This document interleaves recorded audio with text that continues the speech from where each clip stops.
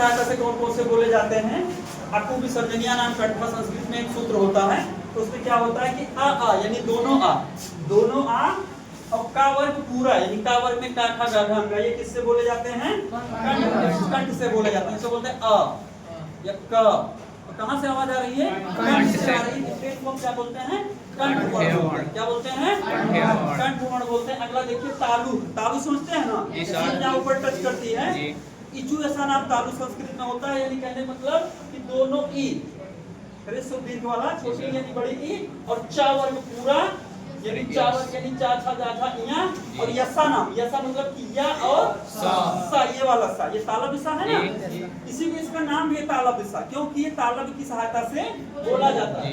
यानी दोनों ई और चा वर्ग पूरा और या और ये तालब वाला सा जो है ये किससे बोले जाते हैं? तालु की सहायता से बोले जाते हैं, इसलिए इनको क्या बोलते हैं? तालव्य वर्ण बोलते हैं। क्या बोलते हैं? तालव्य वर्ण बोलते हैं। अगला देखते हैं मूर्धा। मूर्धा की सहायता से ऋतुषण मूर्धा, ठीक है, तो हम आपको बता दे रहे हैं अलग से। री यानी कि ऋषि वाला री जो होता है अच्छा वर्ग पूरा और रा और सा, ये किससे बोले जाते हैं? मूर्धा की सहायता से बोले जाते हैं, इसलिए इनको क्या बोलते हैं? मूर्धन्य बोलते हैं। क्या बोलते हैं? मूर्धन्य। अगला आता है दंत की सहायता से। दांत की सहायता से कौन कौन से बोले जाते हैं?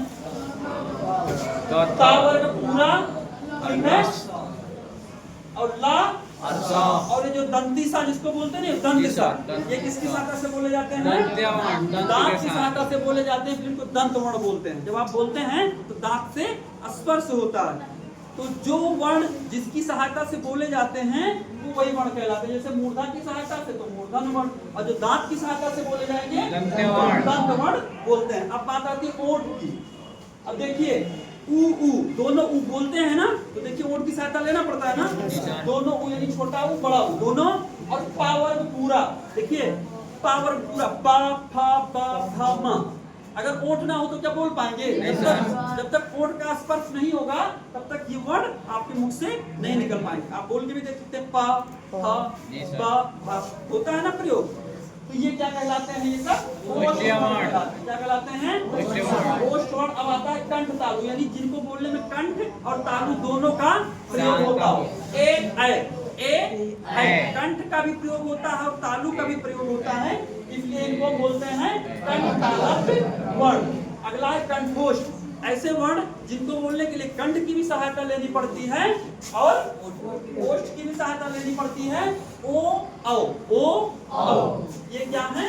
कंठोष्ठ वर्ण है, क्योंकि ये कंठ और ओष्ठ की सहायता से बोले जाते हैं। अगला दंतोष्ठ, जिसको बोलने के लिए दांत और ओष्ठ दोनों लगता हो वाह है ना, तो ये होते हैं दंतोष्ठ है। दंतोष्ठ वर्ण वाह जो है ये दंतोष्ठ वर्ण है। अगला है नासिका यानी कि नाक। नाक में जो जितने ये स्पर्श व्यंजन होते हैं, इनमें जो पंचमाक्षर होते हैं यामा गड़ा ना, ये क्या है? नासिक वर्ण है, किंतु इनको बोलने के लिए नाक की सहायता लेनी पड़ती है। समझ रहे हैं ना?